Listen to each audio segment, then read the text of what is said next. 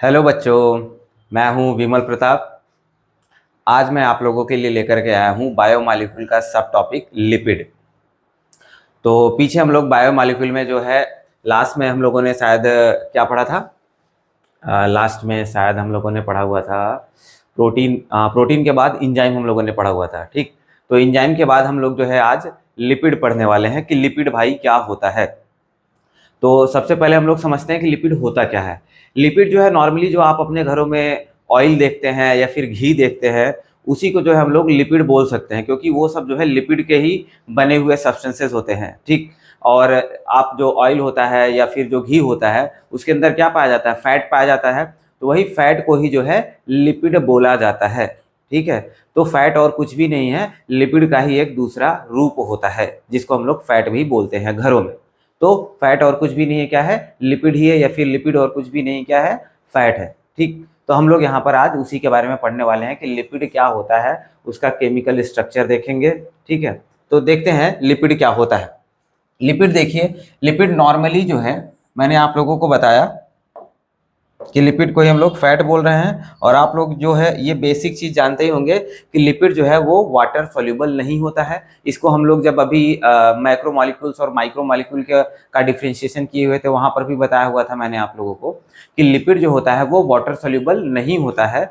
और water soluble ना होने की वजह से ही क्या बना लेता था, वो वेसाइकल बना लेता था। वेसाइकल क्या होते हैं, वेसाइकल क्या होते हैं, ऐसे जो है जो लिपिड का मेम्ब्रेन होता है उसके पार्ट्स टूट करके ऐसे जो है बॉल लाइक स्ट्रक्चर बना लेते हैं, थोड़ा सा पैकेट लाइक स्ट्रक्चर, जिसको हम लोग क्या बोलते थे, वेसाइकल बोलते थे। ऐसे बन जाता है। ठीक है, अब ये क्या है, एक क्रॉस सेक्शन दिखाया गया है, इस वजह से ऐसे सामने आपको दिख रहा है। वैसे ये बॉल जैसा होता है, चारों तरफ से लिपिड के मॉलिक्यूल्स जो है आपस में ऐसे कंसंट्रेटेड होते हैं, जिसको हम लोग वेसाइकल बोलते हैं। और वेसाइकल जो है लिपिड मॉलिक्यूल से मिल करके बड़ा सा बॉल लाइक स्ट्रक्चर बन जाता है, और वो बड़ा बॉल लाइक होने की वजह से वो फिल्टर नहीं हो पाता है, जिसकी वजह से वो क्या कहाँ पर पाया जाता था, रिटेंटेट में पाया जाता था। तो इसी वजह से देखो, सबसे पहली बात तो वाटर सोल्यूबल नहीं है। वाटर सोल्यूबल नहीं है, उसके साथ साथ में क्या कर लेता है, वेसाइकल बना लेता है, जिसकी वजह से किस में आता है, रिटेंटेट में, या फिर इसको हम लोग जो है मैक्रो मॉलिक्यूल भी बोलते थे। तो वही चीज यहाँ पर हम लोग देख रहे हैं कि वाटर में कैसा होता है, ये इनसोल्यूबल होता है, वाटर में इनसोल्यूबल होता है। लेकिन ये सोल्यूबल होता है किसमें, ऑर्गेनिक सॉल्वेंट्स में। जो ऑर्गेनिक सॉल्वेंट्स होते हैं, ऑर्गेनिक सॉल्वेंट मतलब क्या होता है, जैसे अल्कोहलिक सब्सटेंस हो गया कोई, जैसे ईथर हो गया आपका, या फिर आप पेट्रोलियम बोल सकते हैं, ये सब क्या होते हैं, ऑर्गेनिक सॉल्वेंट होते हैं। अगर ऑर्गेनिक सॉल्वेंट में लिपिड को डाला जाएगा तो वो उसमें घुल जाएगा। ठीक, तो कभी भी किसी ऑर्गेनिक सॉल्वेंट में अगर हम लोग लिपिड को डालेंगे तो उसमें वो मिक्स हो जाएगा, लेकिन अगर वाटर में डालेंगे तो ये सोल्यूबलाइज नहीं होगा। ठीक, तो मुझे लगता है ये आपको समझ में आ गया होगा कि लिपिड किस में सोल्यूबलाइज होता है, ऑर्गेनिक सॉल्वेंट में। ऑर्गेनिक सॉल्वेंट में सोल्यूबलाइज होता है, मतलब उसमें घुलनशील होता है, और वहीं वाटर में ये घुलनशील नहीं होता है। तो आगे देखें, अगर आगे देखें हम लोग, तो लिपिड जो है 3 प्रकार के हो सकते हैं।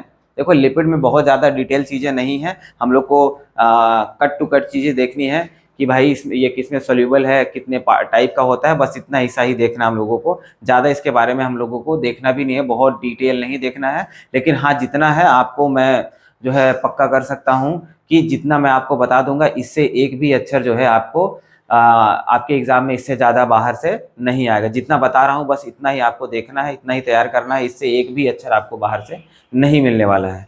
ठीक, तो देखते हैं हम लोग लिपिड्स कितने टाइप के होते हैं। लिपिड्स 3 टाइप के होते हैं।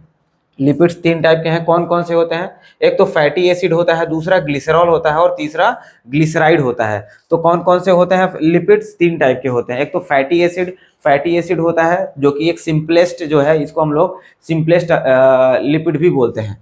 क्या बोलते हैं, सिंपलेस्ट लिपिड भी इसको हम लोग बोलते हैं। जो फैटी एसिड होता है इसको हम लोग सिंपलेस्ट लिपिड भी बोल देते हैं,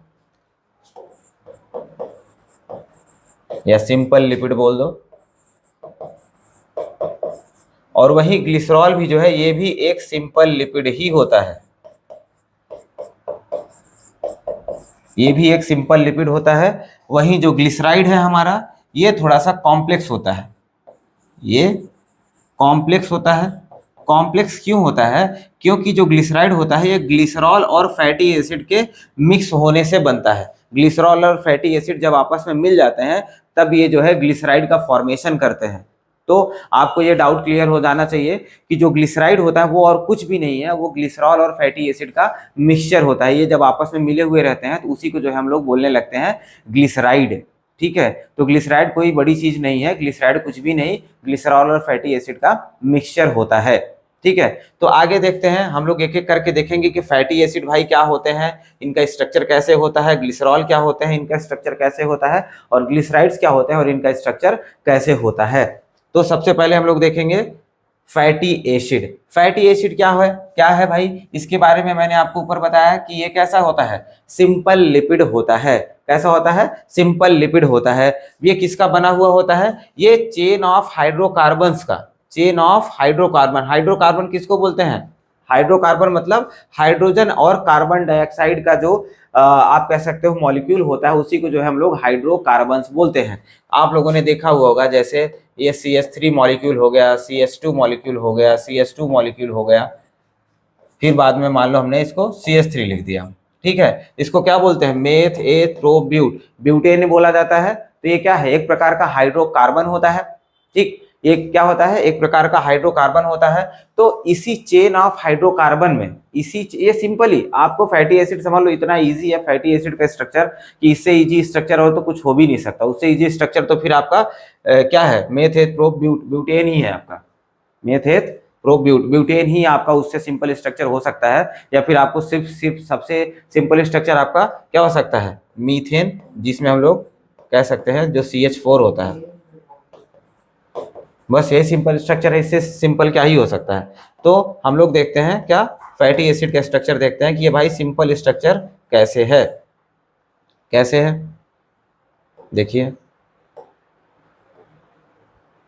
देखो क्या बताया मैंने यहाँ पर कि चेन ऑफ हाइड्रोकार्बन्स में जो है, इसके साथ में लास्ट में किसी एक कार्बन के साथ में, लास्ट वाले कार्बन की बात करी जा रही है, लास्ट में किसी कार्बन के साथ में अगर कभी भी कार्बोक्सिल ग्रुप ऐड हो जाए, कार्बोक्सिल ग्रुप का मतलब COOH ग्रुप, COOH ग्रुप जो है किसी भी जो है हाइड्रोकार्बन के लास्ट कार्बन के साथ में अगर जुड़ जाए तो उसी को जो है हम लोग फैटी एसिड बोलने लगते हैं। तो समझिए कैसे, देखो यहाँ पर क्या है, 4 कार्बन है, 4 कार्बन जिसको हम लोग ब्यूटेन बोल रहे हैं। तो यहाँ पर इसके लास्ट में जो है, लास्ट में क्या दिख रहा है हमको, CH3 दिख रहा है, लास्ट में CH3 दिख रहा है हमको।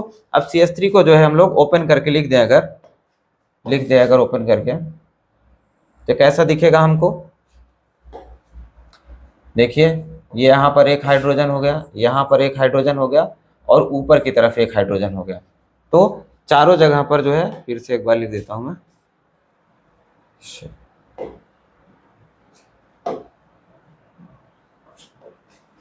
देखिए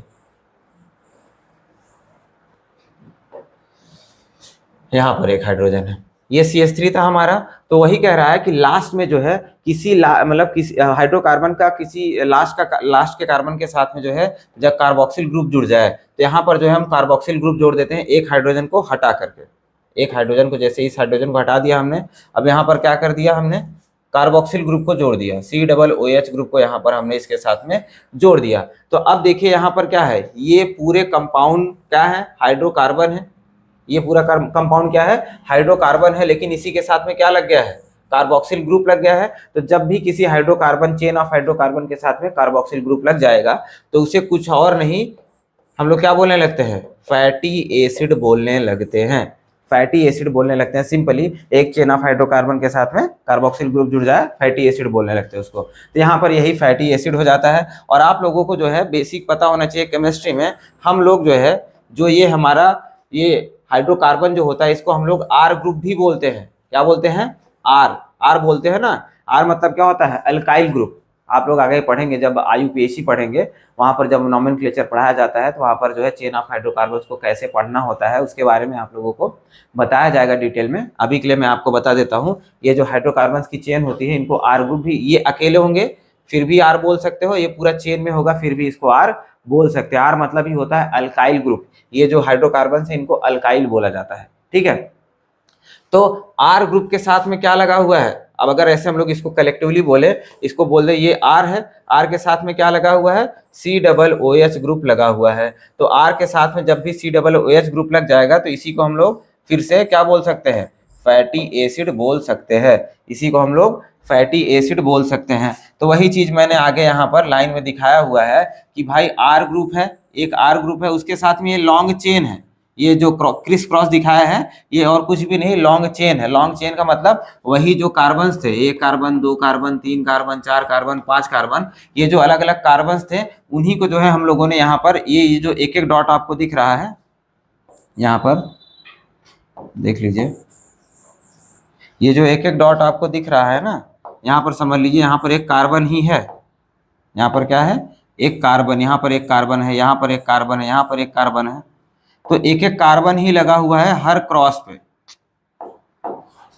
हर क्रॉस पे एक एक कार्बन ही लगा हुआ है। और ये आर ग्रुप में कितना कार्बन है अभी पता नहीं, वो आगे भी लंबा कार्बन का चेन हो सकता है। ये पूरे चेन में लास्ट में देखिए क्या लगा हुआ है, COOH ग्रुप लगा हुआ है, और इसी को हम लोग क्या बोलते हैं, फैटी एसिड बोल देते हैं, इसी को हम लोग फैटी एसिड बोल देते हैं। तो यहाँ पर आगे देखिए, आगे क्या लिखा है मैंने कि जो आर ग्रुप होता है, जहाँ पर आर ग्रुप जो लगा हुआ होता है वो कितने कार्बन का हो सकता है, वो 1 से लेकर के 19 कार्बन का हो सकता है। ये ध्यान दीजिएगा, मतलब हमारा फैटी एसिड कैसा हो सकता है, मान लो एक CH3 लगा दो, आप उसके साथ में COOH ग्रुप लगा दो, तो ये सबसे सिंपलेस्ट जो है फैटी एसिड हो जाता है। अब इसी के साथ में CH3 CH2 और फिर लास्ट में COOH ग्रुप लगा दो, तो ये भी क्या हो जाता है, एक फैटी एसिड हो जाता है। और इसी के साथ में आप यहाँ पर एक कार्बन लगाया था आपने, यहाँ पर इसमें 2 कार्बन है, ऐसे 3 कार्बन, ऐसे 4 कार्बन, ऐसे 10 कार्बन, और ऐसे 19 कार्बन का चेन आप बना सकते हो। ऐसे समझ लो, यहाँ पर ऐसे समझ लो, ऐसे पूरा 19 कार्बन का ऐसा पूरा चेन बना सकते हो आप, और लास्ट वाले कार्बन के साथ में क्या कर दो, COOH ग्रुप जोड़ दो, तो वो भी क्या हो जाता है, एक प्रकार का फैटी एसिड ही हो जाता है, जिसके अंदर 19 कार्बन हैं। ठीक, तो एक कार्बन से लेकर के, मतलब यहाँ पर देखिए ये एक कार्बन का चेन है, एक कार्बन है उसके साथ में कार्बोक्सिल ग्रुप लगा हुआ, ये भी एक फैटी एसिड है, और ऐसे ही 19 कार्बन लगा करके, 19 कार्बन लगा करके उसके साथ में जो है आप कार्बोक्सिल ग्रुप जोड़ दोगे, तो वो भी क्या हो जाएगा, एक फैटी एसिड ही हो जाता है। ठीक है, तो एक कार्बन से लेकर के 19 कार्बन को हम लोग 19 कार्बन के चेन के साथ में जो है हम लोग फैटी एसिड बना सकते हैं। तो ये ध्यान दीजिएगा। ठीक है, यहाँ पर ये 19 कार्बन जो है, ये जो है आप कह सकते हो अल्काइल ग्रुप के कार्बन को ही जोड़ा जा रहा है, यहाँ पर जो है यहाँ पर कार्बोक्सिल ग्रुप के कार्बन को नहीं जोड़ा जा रहा है। ये 19 कार्बन जो है ये आर ग्रुप के हैं। ठीक है, लास्ट में जो है आगे देखते हैं हम लोग, आगे देखें तो जो फैटी एसिड होता है, अब देखो हम लोगों ने क्या देखा था, लिपिड 3 प्रकार के थे, एक तो फैटी एसिड था, फिर ग्लिसरॉल था, और तीसरा ग्लिसराइड था। तो हम लोग फैटी एसिड को ही देखते हैं, पहला फैटी एसिड ही पढ़ रहे थे, तो फैटी एसिड को ही देखते हैं। फैटी एसिड अपने आप में ही जो है ये 2 प्रकार का होता है, फैटी एसिड अपने आप में ही 2 प्रकार का होता है। एक तो होता है आपका सैचुरेटेड फैटी एसिड, एक क्या होता है, Fa का मतलब फैटी एसिड, एक सैचुरेटेड फैटी एसिड होता है, और दूसरा अनसैचुरेटेड फैटी एसिड होता है। अब सैचुरेटेड और अनसैचुरेटेड का मतलब समझिएगा। सैचुरेटेड मतलब होता है ऐसे जो है ऐसे कंपाउंड्स या फिर ऐसे फैटी एसिड जिनके बीच में कोई भी डबल बॉन्ड ना पाया जाता, जिनके बीच में कह सकते हैं, जिनके कार्बन्स के चेन के बीच में carbon to carbon single bond पाया जाए। क्या पाया जाए, कार्बन टू कार्बन कैसा बॉन्ड पाया जाए, सिंगल बॉन्ड पाया जाए। मतलब कितना भी चेन हो, doesn't matter, carbon to carbon जो है कितना भी चेन हो, 19 कार्बन का ही क्यों ना चेन हो, लेकिन उनके बीच में हमेशा क्या होगा, सिंगल बॉन्ड होगा। सभी के बीच में कैसा होगा, सिंगल बॉन्ड होगा। जब किसी भी फैटी एसिड के बीच में जब सिंगल बॉन्ड ही सारे चेन, मतलब सारे कार्बन चेन में क्या हो, सिंगल बॉन्ड पाया जाए, तो ऐसे जो है फैटी एसिड को हम लोग जो है सैचुरेटेड फैटी एसिड बोलते हैं। क्या बोलते हैं, सैचुरेटेड फैटी एसिड। ठीक है, या फिर सिंपलेस्ट फैटी एसिड या सिंपल फैटी एसिड भी आप इनको बोल सकते हो। सैचुरेटेड फैटी एसिड इनको हम लोग बोलते हैं। और वहीं अनसैचुरेटेड की बात करते हैं, तो अनसैचुरेटेड में क्या हो जाता है भाई, अनसैचुरेटेड नाम क्या है, ये सैचुरेटेड नहीं, मतलब सिंपल नहीं है, ये थोड़ा सा कॉम्प्लेक्स होता है। तो इनके बीच में क्या होता है, जो हमारी कार्बन की चेन होती है, जो हमारी कार्बन की चेन होती है, उसमें क्या होता है, उसमें कहीं ना कहीं चाहे एक ही डबल बॉन्ड हो, लेकिन डबल बॉन्ड बीच में होगा। पूरे चेन में कहीं ना कहीं एक डबल बॉन्ड पाया जा सकता है। एक हो सकता है, 2 हो सकता है, 3 हो सकता है, 4 भी हो सकता है, डजेंट मैटर कितना कार्बन का डबल बॉन्ड हो, लेकिन कम से कम मिनिमम एक डबल बॉन्ड तो होगा ही होगा। अगर सिंगल भी एक डबल बॉन्ड कहीं भी पूरे चेन के अंदर आपको दिख जाएगा, तो उसको हम लोग क्या बोलने लगेंगे, ये देखिए यहाँ पर क्या है, डबल बॉन्ड है। डबल बॉन्ड, जब भी डबल बॉन्ड किसी पूरे चेन के बीच में आ जाएगा तो उसको हम लोग जो है अनसैचुरेटेड फैटी एसिड बोलने लगेंगे। सिंपल, इतना सा आपको समझ में आ गया होगा। सैचुरेटेड में क्या होगा, carbon to carbon single bond, unsaturated में क्या होगा, carbon to carbon double bond पाया जाएगा। ठीक है, तो यही देखो यहाँ पर लिखा है कार्बन टू कार्बन क्या है, सिंगल बॉन्ड पाया जाता है। एग्जाम्पल देख लेते हैं, बहुत इसका कोई ऐसा सच खास डेफिनेशन भी नहीं है जो आपको जानना चाहिए, बस इतना ही जानना है कि सिंगल बॉन्ड होगा। एग्जाम्पल देखते हैं, तो एग्जाम्पल में क्या है, पहला एग्जाम्पल है पाल्मिटिक एसिड। पहला एग्जाम्पल क्या है, पाल्मिटिक एसिड है, और इसमें कितने कार्बन की चेन है, 16 कार्बन की चेन है। 16 कार्बन की चेन, उसके साथ में एक चीज इंपॉर्टेंट है, ये देखिएगा इंपॉर्टेंट क्या है, including the carboxyl carbon. 16 carbon की चेन तो है, लेकिन उसके साथ में वो भी कार्बन को काउंट किया जा रहा है जो कार्बोक्सिल ग्रुप का कार्बन होता है। कैसे, देख लीजिए, मैं आप लोगों को बना के दिखा देता हूं, थोड़ा सा इजी रहेगा। देखिए, एक कार्बन हो गया, दो कार्बन, 3 4 5 6 7 8 9 10 11 12 13 14 15 16, ठीक है, 16 कार्बन हो गया। अब इनके बीच में जो है हम लोग बॉन्ड बना देते हैं। देखो, एक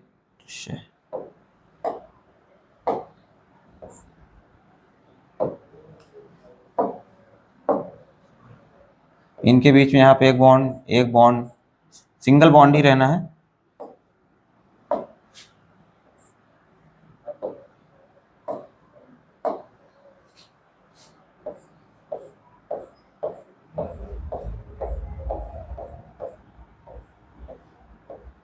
ठीक, लास्ट में देखिए, जो लास्ट वाला कार्बन है उसके साथ में क्या है, उसके साथ में क्या है, ये कार्बोक्सिल ग्रुप है। लास्ट वाला कार्बन क्या है, कार्बोक्सिल ग्रुप है। अब यहाँ पर देखिए, ये एक कार्बन हो गया, ये दूसरा, तीसरा, चौथा, पांचवा, छठवां, सातवां, आठवां, नौवां, 10वां, 11वां, 12वां, ये 13th है, ये 14th है, ये 15th है, और ये लास्ट कार्बन क्या है, 16th है। और ध्यान दीजिएगा, ये लास्ट कार्बन को भी काउंट किया जाता है हमेशा। जब भी हम लोग नॉमेनक्लेचर करते हैं, IUPAC करते हैं, तो हमेशा जो कार्बोक्सिल ग्रुप का कार्बन होता है ना, उसको भी काउंट किया जाता है। तो यहाँ पर जो है हमने क्या देखा, पाल्मिटिक एसिड को देखा हुआ है। अब जो पाल्मिटिक एसिड है, इसमें क्या हो रहा है, 16 कार्बन पाए जाते हैं, और जो 16 कार्बन है, जो 16 कार्बन है, इसमें जो है कार्बोक्सिल ग्रुप के कार्बन को भी ऐड किया गया है। सिर्फ जो है आप कह सकते हो जो R ग्रुप है वो 16 कार्बन का नहीं है, R ग्रुप के साथ साथ में कार्बोक्सिल ग्रुप को जोड़ करके, दोनों को मिला करके जो है 16 कार्बन का पूरा ये चेन बना हुआ होगा। पाल्मिटिक एसिड में कितना कार्बन पाया जाएगा, 16 कार्बन पाए जाएंगे, टोटल 16 कार्बन पाए जाएंगे, including the carboxyl group. Next example देखते हैं, स्टेरिक एसिड। स्टेरिक एसिड की बात करते हैं। स्टेरिक एसिड में कितने कार्बन्स होते हैं, 18 कार्बन्स होते हैं। स्टेरिक एसिड में 18 कार्बन्स पाए जाते हैं। तो एग्जांपल आपको दो ही एग्जांपल, जो एग्जांपल बता रहा हूं बस उतना ही आपको याद रखना है। पाल्मिटिक एसिड, उसके अंदर 16 कार्बन पाए जाएंगे। स्टेरिक एसिड, उसके अंदर 18 कार्बन पाए जाएंगे। और 18 कार्बन जो पाए जा रहे हैं ना, इसमें भी जो है कार्बोक्सिल ग्रुप का, इसमें भी जो है कार्बोक्सिल ग्रुप का कार्बन इंक्लूडेड है। मतलब ऐसे एक कार्बन से लेकर के जो 18th कार्बन होगा हमारा, एक कार्बन से लेकर जो 18th कार्बन होगा हमारा, वो 18th कार्बन कौन सा होगा, कार्बोक्सिल ग्रुप वाला होगा। ये और ये लास्ट वाले 18 होगा, बीच में जो है सारे 1 to 17 आ जाएंगे। ठीक है, तो 18th कार्बन क्या होगा, हमारा कार्बोक्सिल ग्रुप का कार्बन होगा। इसको हम लोग क्या बोल देते हैं, स्टेरिक एसिड बोलते हैं। अब हम लोग आगे अनसैचुरेटेड फैटी एसिड को देखेंगे। तो अनसैचुरेटेड फैटी एसिड आगे भी जो है इसका अलग क्लासिफिकेशन किया गया है, तो इस वजह से इसको हम लोग अगली स्लाइड में, नेक्स्ट स्लाइड में देख रहे हैं। इसमें देखिए क्या बताया मैंने आप लोगों को कि भाई इसमें जो है कार्बन टू कार्बन क्या होता है, डबल बॉन्ड पाया जाता है। ये पीछे ही देखा था हम लोगों ने। ठीक, तो अब यहाँ पर ये कार्बन टू कार्बन जो डबल बॉन्ड पाया जाता है, इसको भी दो कैटेगरी में डिवाइड किया गया। दो कैटेगरी में डिवाइड किया गया। कौन कौन सी दो कैटेगरी में, जो दो कैटेगरी अलग अलग है। एक तो होता है mono unsaturated fatty acid. Mono unsaturated मतलब ये अनसैचुरेटेड तो है, मतलब ये सिंपल नहीं है, इसके बीच में डबल बॉन्ड पाया तो जाता है, लेकिन ये मोनो अनसैचुरेटेड है। मोनो अनसैचुरेटेड का मतलब ये दो, मतलब पूरे चेन में मान लो कोई भी ऐसा पूरा कार्बन का चेन है कितना भी बड़ा, लेकिन इस पूरे चेन में कहीं ना कहीं एक डबल बॉन्ड पाया जाएगा। पूरे चेन में कहीं ना कहीं एक डबल बॉन्ड पाया जाएगा। ठीक है, तो अनसैचुरेटेड का मतलब, मोनो अनसैचुरेटेड का सिंपल से मतलब लिख सकते हैं कि कहीं पे जो है सिंगल डबल बॉन्ड कह सकते हैं, सिंगल डबल बॉन्ड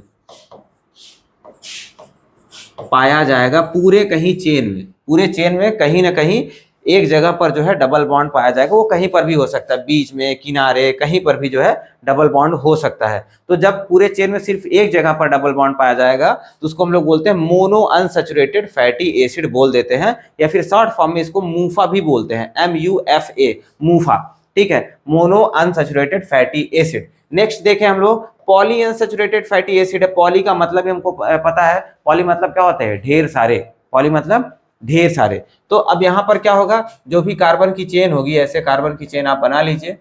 अब कार्बन की चेन जो है, लास्ट में COOH लिख लेते हैं। अब कार्बन की चेन में जो है एक से ज्यादा जगहों पर, एक से ज्यादा जगहों पर, चाहे 2 जगह पर ज्यादा हो, चाहे 3 जगह पर हो जाए, चाहे 4 जगह पर हो जाए, तो एक से ज्यादा जगहों पर इसमें क्या है, डबल बॉन्ड पाया जाता है। कार्बन के बीच में क्या हो रहा है, एक से ज्यादा जगहों पर डबल बॉन्ड पाया जा रहा है। तो इस वजह से इसको हम लोग क्या बोल देते हैं, पॉली अनसैचुरेटेड फैटी एसिड बोलते हैं। ठीक है, हम लोग क्या लिख सकते हैं, मोर देन 1 डबल बॉन्ड,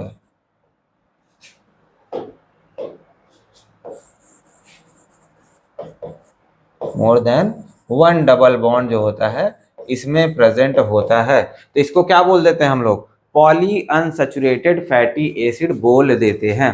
ठीक, तो इसको शॉर्ट फॉर्म में पूफा भी बोलते हैं, PUFA, poly unsaturated fatty acid भी बोल दिया जाता है। अब एग्जांपल देख लेते हैं, आपको समझा रहेगा मोनो अनसैचुरेटेड क्या है, पॉली अनसैचुरेटेड क्या, एग्जांपल देखते हैं। तो मोनो अनसैचुरेटेड का एग्जांपल है ओलिक एसिड। मोनो अनसैचुरेटेड का एग्जांपल क्या है, ओलिक एसिड। इसमें 18 कार्बन पाए जाते हैं। इसमें कितने कार्बन होते हैं, 18 कार्बन। और ये 18 कार्बन जो है, ये लास्ट वाला जो 18th कार्बन होगा वो किसका होगा, कार्बोक्सिल ग्रुप का होगा। हमेशा ध्यान दीजिएगा, कोई भी फैटी एसिड में जो लास्ट कार्बन होता है कार्बोक्सिल ग्रुप का, उसको भी काउंट किया जाता है। ठीक है, तो 18 कार्बन होते हैं इनके अंदर में, और इसके पास में जो है सिर्फ एक डबल बॉन्ड होगा, कहीं ना कहीं बीच में किसी पूरे चेन के कहीं ना कहीं पर जो है एक डबल बॉन्ड पाया जाएगा। आपको सिर्फ इतना ध्यान देना है, ओलिक एसिड में कितने डबल बॉन्ड होंगे, एक डबल बॉन्ड होगा। एक डबल बॉन्ड होने की वजह से ये कैसा हो जाता है, मोनो अनसैचुरेटेड फैटी एसिड हो जाता है। ठीक, आगे देखते हैं पॉली अनसैचुरेटेड की बात करें तो पॉली अनसैचुरेटेड के एग्जांपल देखते हैं तो लिनोलिक एसिड होता है। क्या होता है, लिनोलिक एसिड। लिनोलिक एसिड होता है, इसके पास कितने कार्बन है, 18 कार्बन है, और इनके पूरे कार्बन के चेन के बीच में 2 डबल बॉन्ड पाए जाएंगे। जैसे ऐसे समझ लो, ये carbon carbon carbon carbon carbon, और मान लो ये 18th वाला कार्बन हो गया। ठीक है, बीच में कहीं पर N लगा दो, ऐसे ऐसे N कार्बन होंगे बीच में। अब यहां से देखो 1 है, ये 2 है, ये 3 है, 4 है, ये 5 है, क्या है, 5 है, और उसके बीच में 6 7 8 9 10 18 तक लेकर के समझ लो है। तो अब इनके बीच में देखिए, इनके बीच में कहीं ना कहीं क्या पाया जा रहा है, 2 डबल बॉन्ड पाए जा रहे हैं। मान लो यहाँ पर हमने इसे 2 डबल बॉन्ड लगा दिए, बाकी सब में एक ही डबल बॉन्ड है, बाकी सब में एक ही डबल बॉन्ड है। तो वही बता रहा है कि इसमें देखो यहाँ पर क्या है, कार्बन कार्बन के बीच में क्या है, कहीं ना कहीं जो है 2 डबल बॉन्ड पाया जा रहा है। तो इसको हम लोग क्या बोलते हैं, लिनोलिक एसिड। आपको ये ध्यान देना है कि लिनोलिक एसिड में कितने डबल बॉन्ड पाए जाएंगे, 2 डबल बॉन्ड पाए जाएंगे। और कितने कार्बन का चेन होता है, ये 18 कार्बन का चेन होता है, 18 कार्बन का चेन ये होता है। नेक्स्ट देखते हैं एराकिडोनिक एसिड। क्या होता है next, arachidonic acid. Arachidonic acid जो है, एराकिडोनिक एसिड में कितने कार्बन पाए जाते हैं, 20 कार्बन पाए जाते हैं। एराकिडोनिक एसिड में 20 कार्बन जो है पाए जा रहे हैं भाई, 20 कार्बन पाए जाते हैं। उसके साथ में इनमें जो है 4 डबल बॉन्ड पाया जाता है। अब ऐसे समझ लो, carbon carbon carbon carbon carbon carbon carbon लगा दो आप ढेर सारा। अब उसमें क्या करना है आपको, आपको बीच में जो है 4 जगह पे डबल बॉन्ड दिखाना है।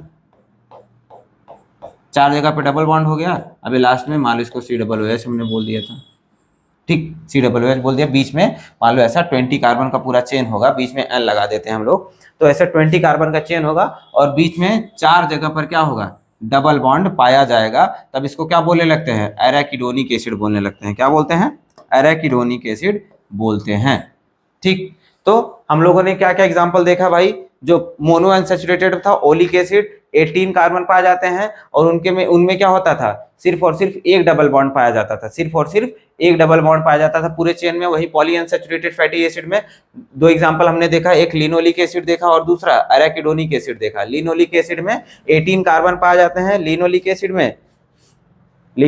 में 18 कार्बन पाए जाते हैं और 2 डबल बॉन्ड पाए जाते हैं। एराकिडोनिक एसिड में 20 कार्बन पाए जाते हैं, 20 कार्बन पाए जाते हैं और 4 डबल बॉन्ड पाया जाता है। आपको ये ध्यान देना है। अब एक नोट पॉइंट मैंने लिखा हुआ है, जो पॉली अनसैचुरेटेड फैटी एसिड होते हैं, जो पूफा पॉली अनसैचुरेटेड फैटी एसिड होते हैं, इनको हम लोग इसेंशियल फैटी एसिड बोलते हैं। आपको ये याद रखना है कि कौन सा इसेंशियल फैटी एसिड होता है। तो पॉली अनसैचुरेटेड जो होते हैं ये कैसे होते हैं, ये इसेंशियल फैटी एसिड्स होते हैं। क्यों? क्योंकि ये जो है ऐसा कह सकते हो कि इनके बीच में क्या होते हैं, ज्यादा से ज्यादा डबल बॉन्ड्स पाए जाते हैं, ज्यादा से ज्यादा डबल बॉन्ड्स पाए जाते हैं, जिसमें ज्यादा एनर्जी स्टोर होती है और ये हमारे लिए जो है बहुत ज्यादा फायदेमंद भी होते हैं। ठीक, हमारी बॉडी को ये बहुत ज्यादा फायदेमंद होते हैं, इसी वजह से इनको इसेंशियल भी हम लोग बोलते हैं। अभी देखो कहाँ पे पाए जाते हैं, फाउंड इन वेजिटेबल ऑयल्स। ये हमको वेजिटेबल ऑयल से मिल सकते हैं या फिर सनफ्लावर ऑयल से मिल सकते हैं बहुत ईजिली। ठीक, तो मुझे उम्मीद है आपको अनसैचुरेटेड फैटी एसिड समझा होगा। आगे हम लोग देखते हैं, आगे देखते हैं। तो अब देखो फैटी एसिड हमारा खत्म हो गया, फैटी एसिड हमारा खत्म हो गया। फैटी एसिड सिंपल सा क्या था भाई, चेन ऑफ कार्बन के साथ में लास्ट में कार्बोक्सिल ग्रुप लग जाए उसे फैटी एसिड बोलते हैं। आपको ये ध्यान देना है, ठीक है, आपको ये ध्यान देना है। आगे देखते हैं ग्लिसरॉल। ग्लिसरॉल की बात करते हैं तो भाई ये एक सिंगल कंपाउंड है जिसको हम लोग पूरा एक ग्लिसरॉल बोल देते हैं। एक सिंगल कंपाउंड होता है इसमें, तो ये तो सबसे ज्यादा ईजी है। देखो ये भी क्या है, सिंपल लिपिड है, सिंपल लिपिड होता है और इसका जो केमिकल नाम है, पूरे ग्लिसरॉल की बात करी जा रही है, इसका पूरे ग्लिसरॉल का जो केमिकल नाम होता है इसको बोलते हैं try hydroxy propane. Try hydroxy propane नाम से समझ लिया। प्रोपेन मतलब होता है 3 कार्बन, प्रोपेन मतलब 3 कार्बन, 3 कार्बन हमने लगा दिया।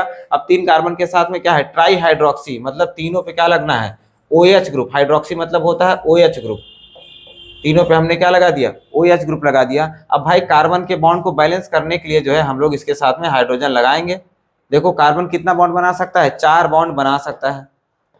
तो अब ये कार्बन जो है ये 2 बॉन्ड ऑलरेडी बना चुका है, एक OH के साथ में, एक इस कार्बन के साथ में, तो इसके साथ में 2 हाइड्रोजन लग जाएंगे, इसके साथ में 1 हाइड्रोजन लग जाएगा, इसके साथ में 2 हाइड्रोजन लग जाएंगे। ठीक है, यही क्या हो जाता है आपका ग्लिसरॉल, यही है आपका ग्लिसरॉल।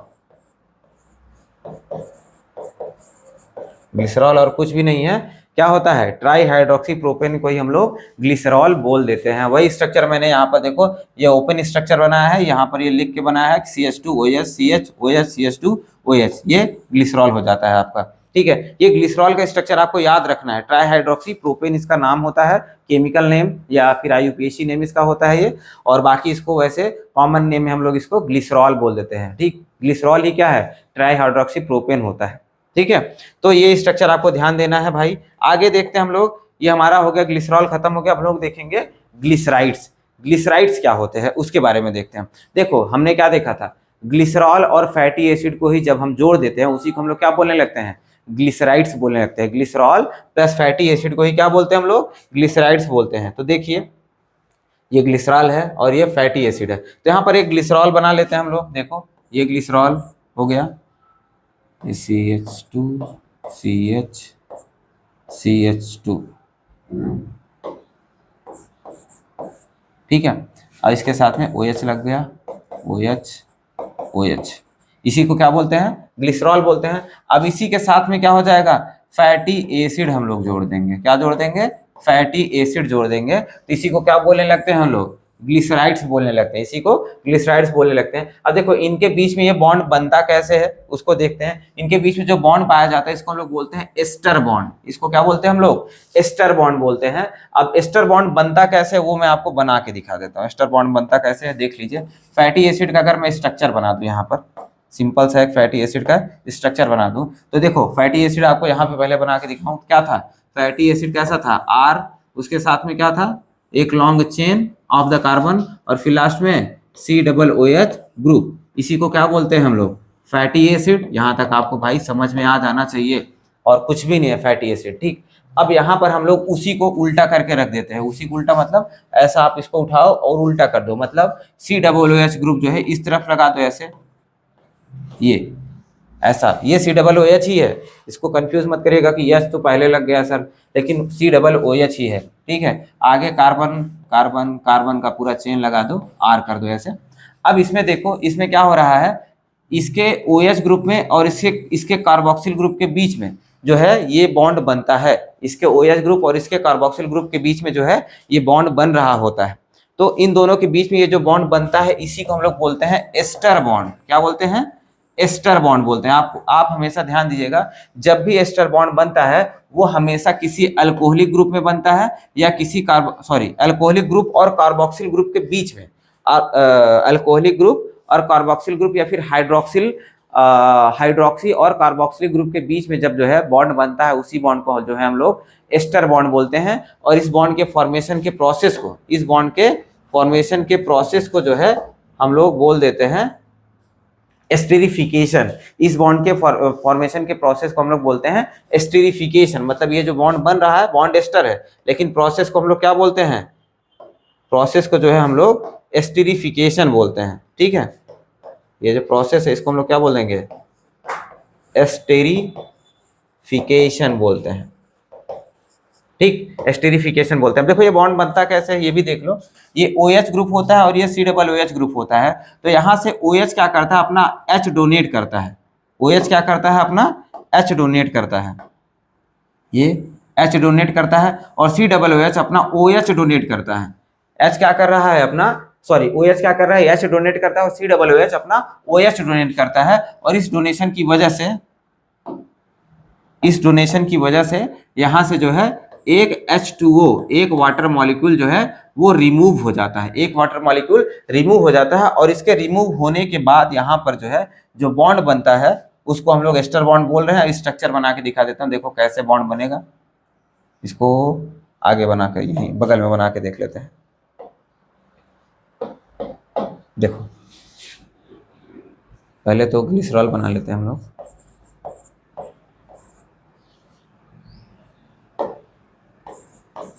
OH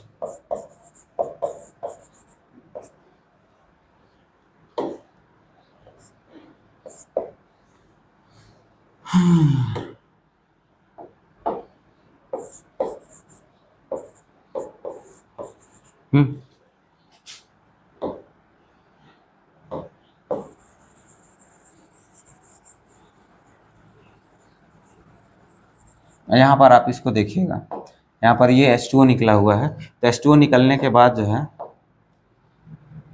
ये H निकला हुआ है ना, इसका भी ये H निकला हुआ है।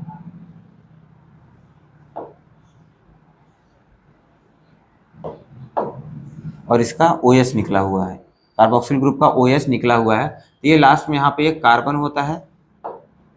ये कार्बन, अबे भाई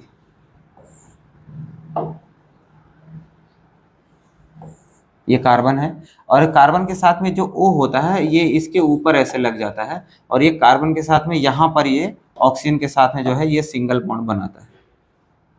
भाई क्यों ऐसा हो रहा है बार बार?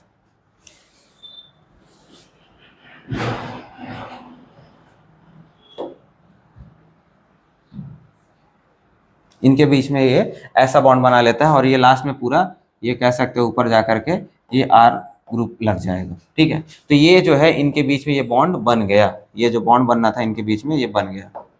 ये ऐसे बॉन्ड बनता है और इसी बॉन्ड को जो हम लोग क्या बोलते हैं? एस्टर बॉन्ड बोलते हैं। एस्टर बॉन्ड बोलते हैं इसी को। और इसी बॉन्ड के फॉर्मेशन को क्या बोला जाता है? एस्टेरिफिकेशन बोलते हैं। तो यहाँ पर देखिएगा ये ग्लिसराइड बन गया। ठीक है, ग्लिसराइड जो है ऐसे ही बनता है। एक ग्लिसरॉल के साथ में एक फैटी एसिड जोड़ दिया तो ये भी क्या बन गया? एक प्रकार का ग्लिसराइड ही बन जाता है। ठीक है, तो आगे देखिए इसमें मैंने लिखा क्या है वो देखिएगा।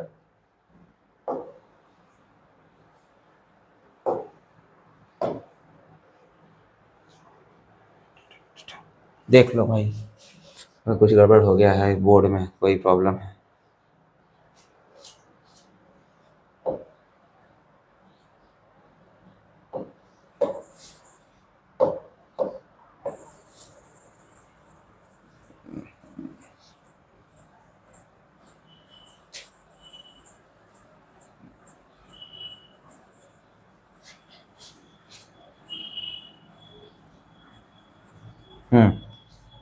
देखिए क्या लिखा है, इनके बीच में जो बॉन्ड बन रहा है एस्टर बॉन्ड क्या होता है? R और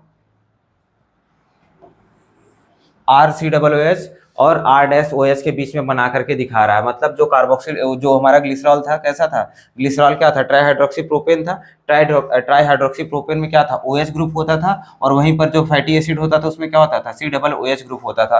तो हमेशा एस्टर बॉन्ड जो है COOH और OH के बीच में होता है। तो यहाँ पर वही मैंने बॉन्ड बना करके फिर से दिखा दिया है भाई, COOH से OH जाता है, और जो OH अल्कोहलिक ग्रुप होता है उसमें से H जाता है, और इसी को हम लोग एस्टर बॉन्ड बोलते हैं। और जो बॉन्ड बनता है वो कैसा बनता है, ये ऐसा कुछ जो है बॉन्ड का फॉर्मेशन हो जाता है। मैंने आपको बना करके भी दिखाया, आगे फिर से दिखा दूंगा, नेक्स्ट स्लाइड में आपको फिर से एक बार बना करके दिखा दूंगा। तो अब देखिए जो हमारा ग्लिसरॉल होता है, जो हमारा ग्लिसरॉल है, आप देखिए जो हमारा ग्लिसरॉल होता है उसके पास कितने OH ग्रुप होते हैं, 3 होते हैं। ग्लिसरॉल के पास में 3 OH ग्रुप होते हैं। तो एक को मान लो एक फैटी एसिड हमने यहाँ जोड़ दिया, तो जब एक जोड़ेंगे तो इसको बोलते हैं मोनोग्लिसराइड बोला जाता है। अगर 2 जोड़ देते हैं, 2 फैटी एसिड जोड़ दिया, डाइग्लिसराइड, और 3 फैटी एसिड जोड़ दिया तो ट्राइग्लिसराइड। मैं इसको इसलिए बताना चाहता हूँ कि जो हमारा ग्लिसराइड होता है ये 3 प्रकार का होता है, ठीक। ग्लिसराइड कैसा होता है, 3 प्रकार का होता है। अब यहाँ पर देखो ग्लिसरॉल और फैटी एसिड को तो जोड़ा ही जा रहा है, एक मतलब एक ग्लिसरॉल के साथ में हम लोग जो है मैक्सिमम 3 फैटी एसिड जोड़ सकते हैं। तो मिनिमम टू मैक्सिमम अगर हम लोग देखें कि नंबर ऑफ कितने फैटी एसिड एक ग्लिसरॉल के साथ जुड़ सकते हैं, उसके बेसिस पर जो है ग्लिसराइड्स 3 टाइप के होते हैं। अगर ग्लिसरॉल के साथ में सिर्फ एक फैटी एसिड जुड़ेगा तो उसको मोनोग्लिसराइड बोलते हैं, अगर 2 जुड़ जाएगा तो डाइग्लिसराइड, अगर 3 जुड़ जाएगा तो ट्राइग्लिसराइड। तो मैक्सिमम जो ग्लिसराइड्स होते हैं वो कितने हो सकते हैं, ट्राइग्लिसराइड तक हो सकते हैं। तो मोनोग्लिसराइड का भी आपको एग्जाम्पल मिल जाएगा, डाइग्लिसराइड का भी और ट्राइग्लिसराइड का भी एग्जाम्पल मिल जाएगा। तो इसके बेसिस पर जो हमारे ग्लिसराइड्स होते हैं वो 3 टाइप के होते हैं। कौन कौन से 3 टाइप के हैं वो मैंने आपको नाम बता दिया है, बना करके दिखा देता हूं। देखो ये मोनोग्लिसराइड है, मोनोग्लिसराइड में क्या है, ग्लिसरॉल है और उसके साथ में सिर्फ एक फैटी एसिड है। मोनोग्लिसराइड सिंपल सा भाई, मोनो मतलब ही क्या होता है, सिंगल, ग्लिसराइड मतलब ग्लिसरॉल में जो है एक ही फैटी एसिड जुड़ा हुआ है, ठीक। स्ट्रक्चर बना के देखिए, देखो यहाँ पर ये क्या है, एक प्रकार का ग्लिसरॉल है, सिंपल एक ग्लिसरॉल एक ही प्रकार का होता है। उसके साथ में एक फैटी एसिड हमने लगा दिया है, एक फैटी एसिड, कौन सा भी फैटी एसिड आप लगा दो। यहाँ पर मैंने सिर्फ ऐसे एक जो है आप कह सकते हो एग्जांपल के लिए ऐसे ही R1 ले लिया, एक फैटी एसिड ले लिया। अब एक फैटी एसिड का पूरा लॉन्ग चेन हो गया और उसके साथ में R ग्रुप हो गया उसका, और ये कार्बोक्सिल ग्रुप हो गया उसका, ये कार्बोक्सिल ग्रुप है। अब कार्बोक्सिल ग्रुप में मैंने क्या बताया कि कार्बोक्सिल ग्रुप ही क्या देता है, अपना OH देता है, और जो अल्कोहलिक ग्रुप होता है वो अपना H देता है। अब ये दोनों के बीच में एस्टर बॉन्ड बना, वाटर का रिमूवल हुआ, और दोनों के बीच का बॉन्ड कैसा बन जाता है, ऐसा कुछ दिखने लगता है बॉन्ड दोनों के बीच में। और ये जब बॉन्ड बना लेते हैं तब ये क्या बन जाता है, टोटल या कलेक्टिवली इसको बोलें तो क्या बन जाएगा, ये ग्लिसरॉइड बन जाएगा। और ये कौन सा ग्लिसरॉइड है, मोनोग्लिसराइड। जब एक फैटी एसिड जुड़ेगा तो उसको क्या बोलते हैं, मोनोग्लिसराइड बोलते हैं ना, तो ये मोनोग्लिसराइड बना लेता है। अब वहीं आगे देखें, नेक्स्ट देखें हम लोग, नेक्स्ट को क्या बोलते हैं, डाइग्लिसराइड। डाइग्लिसराइड में देखिए भाई, ये सिंपल आपका ग्लिसरॉल, एक ग्लिसरॉल हो गया आपका सिंपल सा। देखो ग्लिसरॉल हमने बना करके 3 बार देख लिया था ऊपर ही, एक बार मैं आपको और बना करके दिखा देता हूँ। ये ग्लिसरॉल हो गया। अब इसमें क्या हो जाए, इसमें जो है ये R1 एक लग जाए, और दूसरा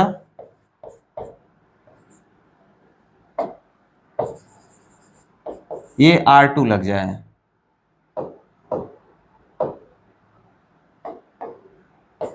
मतलब 2 ग्लिसराइड अलग अलग लग रहे हैं। अब इनके बीच में बॉन्ड कैसा बनता है भाई, यहाँ पर वो ये जो कार्बोक्सिल ग्रुप होता है ये OH देता है, और हाइड्रोक्सी ग्रुप जो होता है वो H देता है।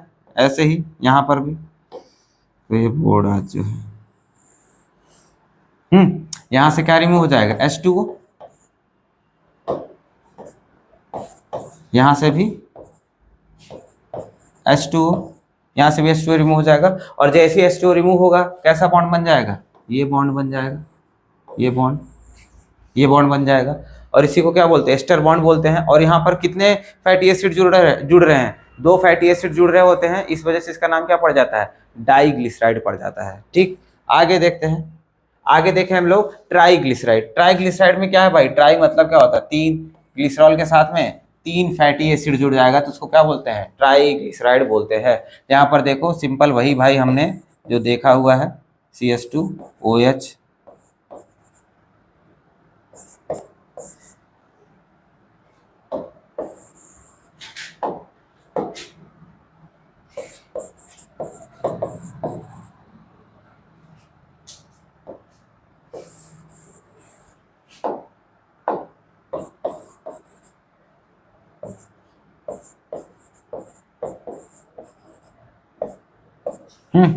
ये क्या हो गया, ग्लिसरॉल हो गया। अब इसके साथ में क्या हो जाए, यहाँ पर हमने क्या कर दिया,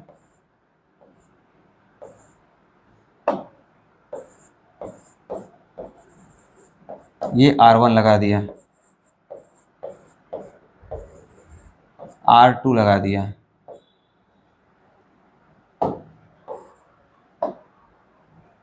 ये R2 लगा दिया, और इसके साथ में यहाँ पर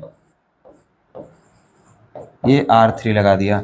अब इनके बीच में जो बॉन्ड बन जाएगा, यहाँ पर देखिए ये H से ये OH, यहाँ से वाटर रिमूव हो जाएगा।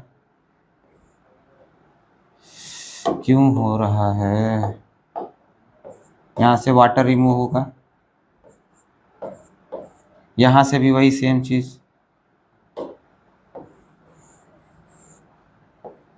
यहाँ से भी वही सेम चीज, वाटर रिमूव हो जाएगा। और जैसे यहाँ से वाटर रिमूव होगा, बॉन्ड कैसा बन जाएगा, ये बॉन्ड, ये बॉन्ड, ये बॉन्ड बन गया। ठीक है, तो अब इसको हम लोग क्या बोलने लगते हैं, ट्राईग्लिसराइड बोलने लगते हैं। अब देखिए आप यहाँ पर जो है एक चीज और समझ लीजिएगा, यहाँ पर क्या समझना है आपको, कि देखो मैंने यहाँ पर जो है तीनों ग्लिसराइड को सिर्फ एक ही तरफ बना करके दिखा दिया है। आपको कहीं कहीं पर जो है ये ग्लिसराइड जो है, ये जो ये सेकंड वाला जो फैटी एसिड होता है वो इस तरफ एडेड रहता है। मैं बना के दिखा देता हूँ कैसे।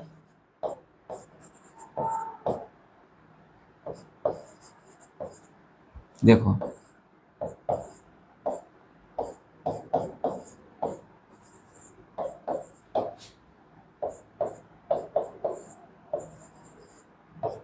R3 ये इस तरफ जुड़ा रहेगा ऐसे,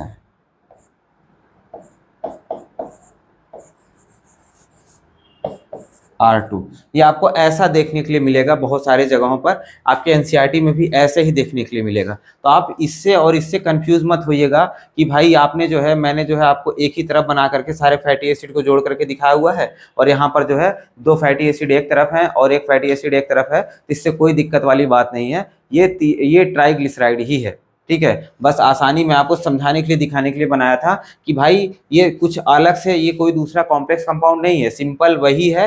वो आप तीनों को एक साइड जोड़ करके भी बना सकते हो, वो भी क्या है, ट्राईग्लिसराइड ही है। वो सिर्फ और सिर्फ फैटी एसिड ही है, ये कुछ नया दूसरा कंपाउंड तो नहीं होता है। बस थोड़ा सा देखने में अलग हो जाता है तो बच्चे घबराने लगते हैं, इसी वजह से जो है मैंने ऐसा सिंपल बनाकर दिखाने की कोशिश यहाँ पर करी है। आगे देखते हैं अब हम लोग नेक्स्ट देखो, एक नोट पॉइंट मैंने बना करके दिखाया आप लोगों को। नोट पॉइंट में क्या दिखाया गया है कि देखो हम लोग लिपिड को क्या बोलते हैं, फैट या ऑयल बोल देते हैं। लिपिड को क्या बोलते हैं, फैट या ऑयल बोल देते हैं। लेकिन लिपिड को फैट या ऑयल जो है, उनको किसके बेसिस पर फैट और ऑयल बोल सकते हैं हम लोग, उनके मेल्टिंग पॉइंट के बेसिस पर। मतलब देखो जो फैट होता है, देखो घी जो होता है उसके अंदर ज्यादा फैट होता है, वहीं जो ऑयल होता है उसको हम लोग जो मतलब मस्टर्ड कुकिंग ऑयल जो होता है उसको हम लोग ऑयल बोल देते हैं। तो ऑयल और फैट में डिफरेंस सिर्फ किस चीज का होता है कि जो ऑयल होता है वो उसका मेल्टिंग पॉइंट जो है बहुत कम होता है। मतलब वो नॉर्मली जो है ठंडी हो या गर्मी हो, हमेशा कैसा होता है, लिक्विड फॉर्म में ही रहता है। लेकिन वहीं फैट की बात करते हैं, वहीं घी की बात करते हैं, तो अगर टेम्परेचर लो जैसे ही होना चालू हो जाता है, वैसे क्या हो जाता है, वो जमना चालू हो जाता है। आप अपने घर में भी देख सकते हैं, ठंडी के मौसम में घी कैसा रहता है, जमा सा रहता है। तो वही कौन सा जो ऐसा लिपिड है जो जमा हुआ रहता है, कौन सा लिपिड जो है वो ऑयल नेचर या लिक्विड नेचर में रहता है, उसके बेसिस पर उसको हम लोग कैसे क्लासिफाई किए कि भाई वो उनका मेल्टिंग पॉइंट कैसा है। अगर किसी का मेल्टिंग पॉइंट कम होगा तो वो क्या हो जाएगा, ऑयल हो जाएगा। अगर किसी का मेल्टिंग पॉइंट ज्यादा होगा तो क्या हो जाएगा, फैट हो जाएगा। तो लिपिड को हम लोग जो है इसके बेसिस पर भी, या फिर कह सकते हो ऑयल और फैट को किसके बेसिस पर क्लासिफाई किए हैं, उनके मेल्टिंग पॉइंट के बेसिस पर। ठीक, आगे देखते हैं। ऑयल के पास मैंने बताया लोअर मेल्टिंग पॉइंट होता है भाई, वो हमेशा ही ठंडी हो या गर्मी हो, लोअर मेल्टिंग पॉइंट मतलब थोड़े से टेम्परेचर पे भी वो लिक्विड नेचर में बना रहेगा। ठीक है, तो हेंस नेम्ड एज, इसको क्या बोलते हैं, ऑयल। ठीक है, हेंस रिमेन लिखा मैंने, हेंस रिमेन क्या, रिमेन मतलब बचा रहता है हमेशा, ठंडी के मौसम में भी कैसा रहता है वो लिक्विड नेचर में ही रहता है। एग्जाम्पल के लिए दिया गया है यहाँ पर जिंजेली ऑयल। क्या है, जिंजेली ऑयल, या फिर इसी को सेसमे ऑयल भी बोलते हैं। सेसमे ऑयल मतलब तिल का तेल, आप लोगों ने देखा होगा तिल का तेल होता है ना, वो उसको जो उसका एग्जांपल यहाँ पर दिया है, तो उसका एग्जाम्पल एनसीईआरटी में दिया हुआ था तो मैंने आपको दिखा दिया है। जिंजेली ऑयल क्या होता है, जिसको सेसमे ऑयल बोलते हैं, ये क्या है, एक प्रकार का सिंपल सा ऑयल होता है जो कि जिसका मेल्टिंग पॉइंट क्या होता है, बहुत कम होता है, और ये ठंडी के मौसम में भी कैसा रहता है, लिक्विड नेचर में रहता है। आगे देखें हम लोग, ये तो नोट पॉइंट हो गया। नेक्स्ट हमारा चौथा, देखो हम लोगों ने बेसिकली 3 टाइप के लिपिड्स पढ़े, एक तो फैटी एसिड पढ़ा, दूसरा ग्लिसरॉल पढ़ा, तीसरा जो था क्या था, ग्लिसराइड था। लेकिन एक विशेष प्रकार का फैटी एसिड है जिसको हम लोग बोलते हैं लिपिड, एक विशेष प्रकार का लिपिड है जिसको हम लोग कॉन्जुगेटेड लिपिड बोलते हैं। एनसीईआरटी में इसका एग्जांपल दिया हुआ है, इसी वजह से मैंने इसको यहाँ पर डिस्कस करा है। जो ग्लिसराइड होता है ये और कुछ भी नहीं, कॉन्जुगेटेड लिपिड ये और कुछ भी नहीं, ये ग्लिसराइड्स का ही एक रूप होता है। ग्लिसराइड कैसे बनते हैं, ग्लिसराइड जो है ग्लिसरॉल प्लस फैटी एसिड से बनते हैं, तो वैसे ही ये जो कॉन्जुगेटेड लिपिड होता है ये ग्लिसराइड का ही है, ग्लिसराइड जैसा ही होता है, लेकिन इसमें कुछ कॉन्जुगेशन हो जाता है, कुछ नया मॉलिक्यूल जुड़ जाता है इसके साथ में, जिसकी वजह से इसको जो हम लोग कॉन्जुगेटेड लिपिड बोलने लगते हैं। तो देखते हैं क्या जुड़ता है इसमें जो है देखिए ग्लिसराइड के साथ में फॉस्फोरस या फिर फॉस्फोराइलेटेड ऑर्गेनिक कंपाउंड जो है इसके साथ में जुड़ जाता है। मतलब ग्लिसराइड की बात करते हैं, ग्लिसराइड कैसा था,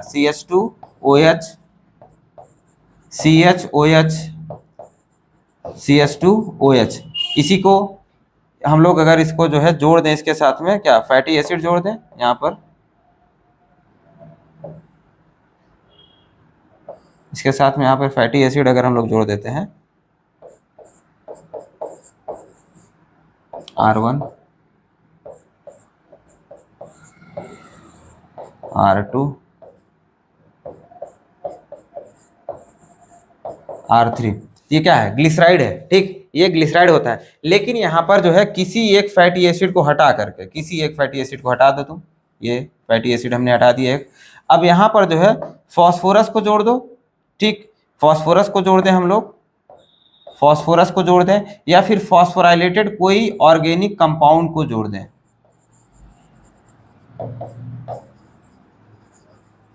ये समझाने के लिए बता रहा हूँ, ऐसे नहीं फॉस्फोरस जुड़ जाएगा, मैं आपको समझाने के लिए बता रहा हूँ। या तो फॉस्फोरस को जोड़ दें हम लोग या फिर फॉस्फोराइलेटेड ऑर्गेनिक कंपाउंड, मतलब ऐसा ऑर्गेनिक कंपाउंड जो फॉस्फोरस के मिक्सचर से बना हुआ हो या फिर उसमें फॉस्फोरस प्रेजेंट हो, वैसे ऑर्गेनिक कंपाउंड को जो है हम लोग क्या कर दें, ग्लिसराइड में किसी एक कार्बन के साथ में जोड़ दे, तो वो क्या बन जाता है, कॉन्जुगेटेड लिपिड बन जाता है। क्या बन जाता है, कॉन्जुगेटेड लिपिड बन जाता है। तो यहाँ पर देखिएगा हम लोगों को फॉस्फोरस या फिर फॉस्फोराइलेटेड ऑर्गेनिक कंपाउंड को ही सिर्फ जोड़ना है। तो जैसे जैसे हम लोग फॉस्फोराइलेटेड ऑर्गेनिक कंपाउंड किसके साथ जोड़ते हैं तो ये क्या बन जाएगा, फॉस्फोलिपिड या फिर कॉन्जुगेटेड लिपिड तो हम लोग बोल ही रहे हैं, लेकिन फॉस्फोरस जुड़ रहा है इसकी वजह से इसको क्या बोलते हैं, फॉस्फोलिपिड बोलते हैं। अब आप सोचिए, आप दिमाग लगाए, फॉस्फोलिपिड कहाँ पर पाया जाता है, फॉस्फोलिपिड हमारी सेल मेम्ब्रेन में पाया जाता है। फॉस्फोलिपिड कहाँ पर पाया जाता है, हमारी सेल मेम्ब्रेन में। तो हमारी सेल मेम्ब्रेन में जो लिपिड पाया जा रहा है वो कैसा लिपिड है, कॉन्जुगेटेड लिपिड है, और वो फॉस्फोराइलेटेड लिपिड होता है, मतलब उसके अंदर जो है फॉस्फोरस वाला कंपाउंड प्रेजेंट होता है।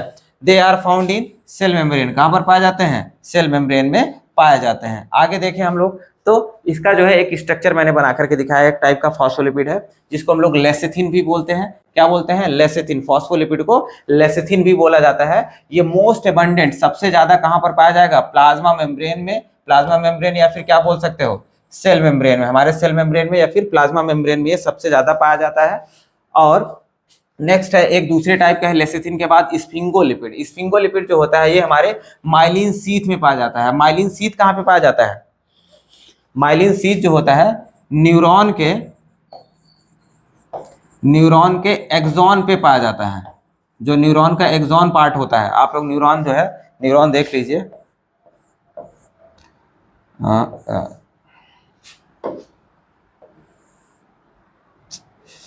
मार्कर भाई,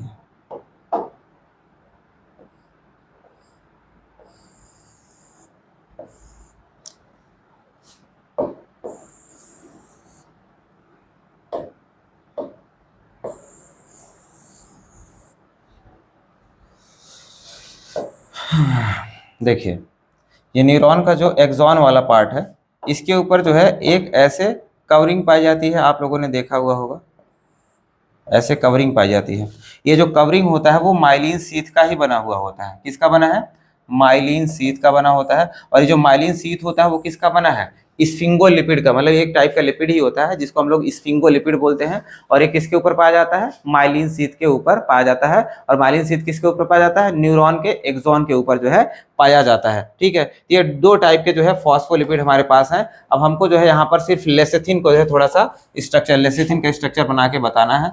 देख लीजिए लेसिथिन का स्ट्रक्चर कैसा है, ये ग्लिसरॉल है, ये क्या है, ग्लिसरॉल है। यहाँ पर इसका ऑक्सीजन इस तरफ लगा हुआ है, ग्लिसरॉल है। एक फैटी एसिड हमने यहाँ जोड़ा, एक फैटी एसिड हमने यहाँ पर जोड़ दिया, ठीक है। और उसके बाद यहाँ पर देखिए एक फॉस्फोराइलेटेड कंपाउंड हमने जोड़ दिया है, फॉस्फोराइलेटेड कंपाउंड जोड़ दिया है हमने। और फॉस्फोराइलेटेड कंपाउंड जोड़ने के बाद क्या बन जाता है, ये लेसिथिन बन जाता है, या फिर इसी को हम लोग क्या बोलने लगते हैं, फॉस्फोलिपिड बोल देते हैं, फॉस्फोलिपिड बोल दिया जाता है, ठीक है। देख लो सिंपल सा स्ट्रक्चर है भाई लेसिथिन हमारा या फिर फॉस्फोलिपिड का, बहुत ही साधारण सा स्ट्रक्चर है। आपको ये ध्यान देना है कि ये क्या है, फॉस्फोराइलेटेड ऑर्गेनिक कंपाउंड होता है, जो कि किसके साथ जुड़ा है, ग्लिसराइड के साथ में जुड़ा हुआ होता है, ठीक। ये तो हो गया हमारा क्या, कॉन्जुगेटेड लिपिड का एग्जाम्पल, और लेसिथिन का स्ट्रक्चर आपने देख लिया। आगे देखते हैं, एक लास्ट चीज है हमारा, ये भी एक लिपिड का ही पार्ट होता है, जिसको हम लोग बोलते हैं कोलेस्ट्रॉल, ठीक। कोलेस्ट्रॉल होता है, कोलेस्ट्रॉल क्या है भाई, कोलेस्ट्रॉल और कुछ भी नहीं, ये जो है प्रिकर्सर होता है for the various compounds, for the various compound of our body, या फिर कह सकते हो for the various chemicals of our body. उसके लिए क्या होता है, ये प्रिकर्सर होता है। प्रिकर्सर का मतलब ये होता है कि ये कोलेस्ट्रॉल जो है, ये कोलेस्ट्रॉल जो केमिकल होगा, ये इसमें ट्रांसफॉर्म हो सकता है आगे जाकर के, इसमें ट्रांसफॉर्म हो सकता है, इसमें हो सकता है, इसमें हो सकता है, और इसमें हो सकता है। तो कौन कौन से केमिकल हैं, ये जो है टेस्टोस्टेरोन में चेंज हो सकता है, जैसे जो मेल हार्मोन होता है टेस्टोस्टेरोन में जाकर के बदल सकता है, एस्ट्रोजन में जाकर के बदल सकता है, प्रोजेस्टेरोन में जाकर के बदल सकता है, एल्डोस्टेरोन में जाकर के बदल सकता है, और कॉर्टिसोल में जाकर के ये ट्रांसफॉर्म हो जाता है आगे जाकर के। तो आप कह सकते हैं जो कोलेस्ट्रॉल होता है ये बहुत ही ज़्यादा इंपॉर्टेंट जो है हमारे लिए लिपिड होता है, और ये क्या करता है, बहुत सारे हार्मोन्स का फॉर्मेशन करता है। तो हार्मोन्स के फॉर्मेशन के लिए जो है कोलेस्ट्रॉल इंपॉर्टेंट होता है, और कोलेस्ट्रॉल भी क्या है, एक टाइप का लिपिड ही होता है। आपको इसके स्ट्रक्चर को थोड़ा सा ध्यान देना है, इसका स्ट्रक्चर देख लीजिए, ये कैसा है, एक बेंजीन लाइक रिंग है, ये बेंजीन लाइक रिंग बना हुआ है, दो बेंजीन लाइक रिंग हो गए इसके जस्ट बगल में, इसके दूसरे वाले के साथ में इसके ऊपर में एक बेंजीन लाइक रिंग होता है, और इसके जस्ट बगल में जो है 5 कार्बन की रिंग होती है। ध्यान दीजिएगा, ये बेंजीन कितना 6 कार्बन का रिंग है, लेकिन ऊपर वाले के पास में ये 5 कार्बन का रिंग होता है, और उसके साथ में कुछ जो है एल्काइल ग्रुप लगे हुए हैं यहाँ पर। ये एक चेन है पूरा ऐसा, आपको ये चेन ध्यान देना, या फिर स्ट्रक्चर को ध्यान देना, आपको बनाने नहीं आएगा, ऐसा पहचानने को आ सकता है ये किसका स्ट्रक्चर है। और यहाँ पर ध्यान देना है कि इसके साथ में एक OH ग्रुप भी लगा हुआ होता है, ये और कुछ भी नहीं, सिंपल सा कोलेस्ट्रॉल है हमारा, क्या है, कोलेस्ट्रॉल होता है, ठीक है।